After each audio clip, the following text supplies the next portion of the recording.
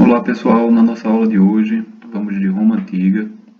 Preferi dessa vez gravar para vocês aqui com o mapa mental, porque a partir desse mapa mental essa aula é muito informativa e é extremamente importante que nós não percamos as principais informações referentes ao conteúdo, certo? Vamos relembrar, né, algumas questões aqui. A gente sabe que a Roma Antiga ela passa por 3 períodos em sua história, um pouco diferente do que vai acontecer com a Grécia Antiga, né? A Grécia Antiga possui 5 períodos, e esses 5 períodos se envolvem desde o pré-homérico até o período helenístico, enquanto que na Roma nós temos de fato, aqui onde vocês estão vendo no azulzinho, ó, a monarquia, a república e o império. Nós vimos que a monarquia é basicamente um período em que a civilização, o povo latino, a gente pode falar dessa forma, o povo latino passa muito tempo dominado por povos estrangeiros, mais especificamente os etruscos, né?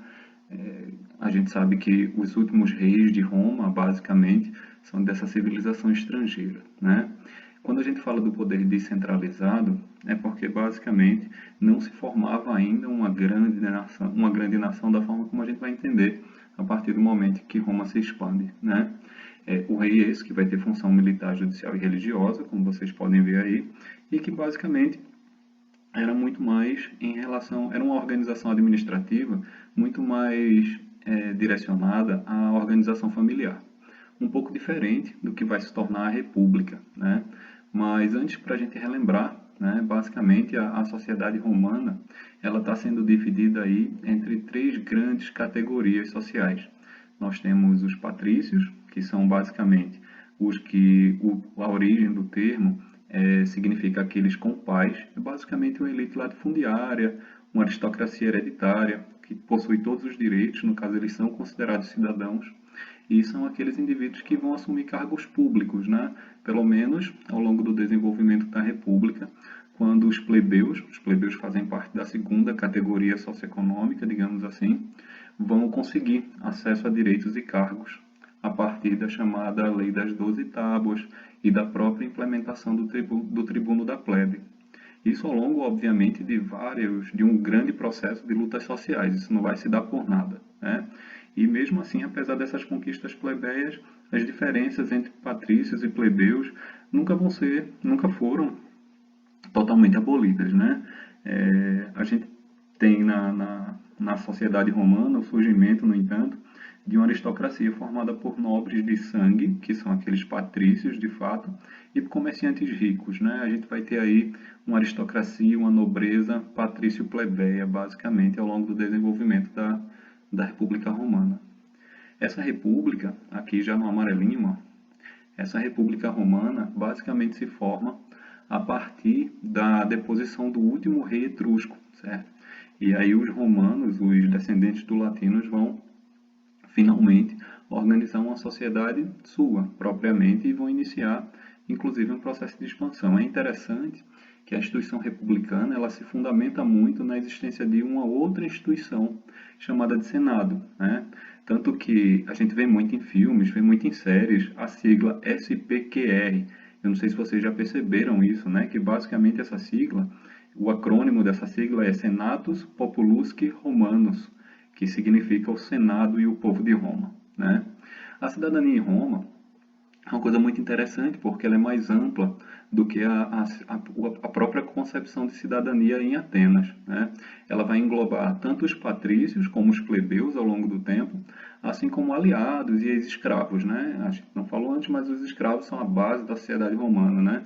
Assim como a sociedade grega antiga, na verdade, em conjunto com a sociedade grega antiga, a sociedade romana forma aquele modo de produção escravista que nós encontramos nessa classificação das sociedades antigas, né?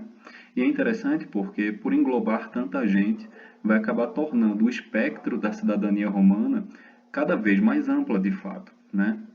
E é interessante ainda que apesar dessa organização social, em conjunto, na verdade, com essa organização social, nós temos na história de Roma, principalmente a partir da República, esse processo de expansão dos territórios romanos. No primeiro momento, nós temos a expansão pela Península Itálica, né?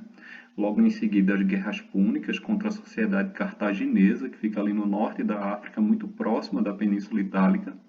a Península Ibérica, onde hoje nós temos Portugal e Espanha, o restante do norte da África, à exceção do Egito. O Egito vai ser conquistado posteriormente, juntamente com os reinos helenísticos, que é aquela porção da Grécia da Península Balcânica, além da Ásia Menor, onde hoje nós encontramos parte da Turquia, o próprio Egito e a Gália, onde hoje é a França, né? E posteriormente até durante o Império, a chamada Bretanha, onde hoje nós temos parte da Inglaterra, né? O que é interessante, inclusive, na transição da República para o Império, é que isso vai ocorrer a partir do momento em que o exército, que antes era basicamente um exército de camponeses, vai acabar sendo profissionalizado, digamos assim, certo? E o interessante dele se profissionalizar é que os soldados vão ser cada vez mais leais aos seus generais.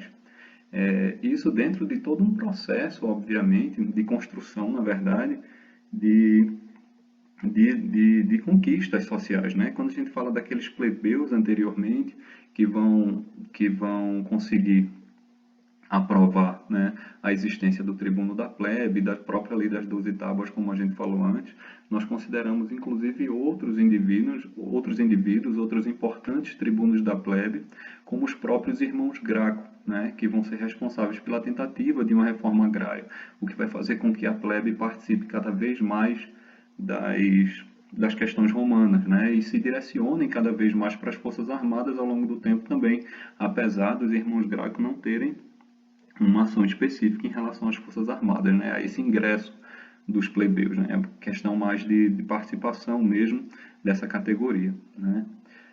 Ao longo da República vão existir os triunviratos. O que são os triunviratos? São basicamente o governo, em vez de 2 cônsules, como no início da República, mas de 3, né. O Júlio César é o cônsul mais conhecido num determinado momento e que vai acabar aproveitando um conflito existente entre o Senado e os generais, né? Os generais vão acabar disputando entre si o poder em Roma, justamente por terem soldados extremamente leais a eles próprios, já que as campanhas desses generais acabam fazendo com que esses soldados se aproximem muito mais deles. Por quê? Porque eles vão receber melhor, porque eles vão ter a possibilidade de obter escravos a partir das conquistas. A gente precisa lembrar que a guerra de conquista era o maior meio de se obter esse tipo de mão de obra e que era extremamente bem visto em Roma aquele indivíduo que possuía escravos. Por quê? Porque vai ser considerado basicamente como aquele indivíduo que possui escravos, basicamente ele meio que é melhor considerado na hierarquia socioeconômica romana. Além de, consequentemente, também receber alguns lotes de terra durante esses processos de conquista, né? Tudo isso, como a gente estava falando antes, acaba levando a uma inevitável disputa pelo poder entre esses generais, dos quais César vai acabar sendo não só o mais conhecido, como o mais reconhecido pela sua mente estratégica e pelas suas conquistas recentes. César, quando acabava de voltar de suas conquistas na Gália, né, onde hoje nós temos a França, acaba recebendo uma proibição do Senado de continuar como general. Obviamente César não aceita, confronta o Senado, marcha sobre Roma e torna-se ditador de Roma. A questão de ser ditador em Roma é um pouco diferente da concepção de ser ditador hoje, né? Como nós temos esse conceito ainda. O ditador em Roma, ele podia tanto se autoproclamar, se tivesse apoio, obviamente, principalmente das Forças Armadas, né? As Forças Armadas romanas são uma instituição extremamente importante para o desenvolvimento e para a expansão de Roma. A gente pode dizer que a sua base essencialmente, ou ele pode ser proclamado de uma forma direta pelas próprias instituições republicanas, num determinado momento onde a sociedade romana passasse por problemas internos ou externos, né?